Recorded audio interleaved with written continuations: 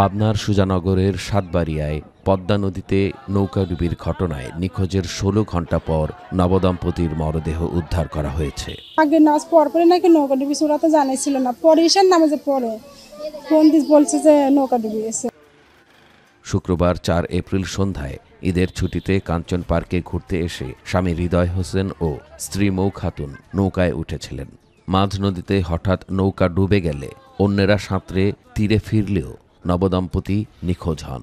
এখানে পার্কে আছে ঘোরাফেরা করার জন্য, তাদের মন চাইছে যে নতুন বউর সাথে একটু নৌকাতে উঠবো। নৌকা উঠেছে, নৌকা ওপার নাই পাতিয়ে ডুবে গেছে। নৌকা ডোবার পরে এখন অনেক মানুষই বেঁচে গেছে, আমার বেটা বউ আমার ছেলে।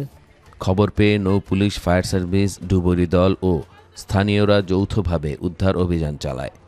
শনিবার ৫ এপ্রিল সকাল 10:30টার দিকে জেলেদের জালে পদ্মা নদীর মাঝ থেকে তাদের মরদেহ উদ্ধার করা হয়। আল্লাহর কাছে অশেষ শুকরিয়া যে আমি এরকম লাশ কখনো দেখিনি, যে স্বামী স্ত্রী মারা গেছে, লাশটা কিন্তু ধরে এরকম থাকার কথা, এরকম থাকে নাই, ঠিক এরকম মনে হচ্ছে একটা নখের ভিতরে এরকম হাত দিয়ে আছে।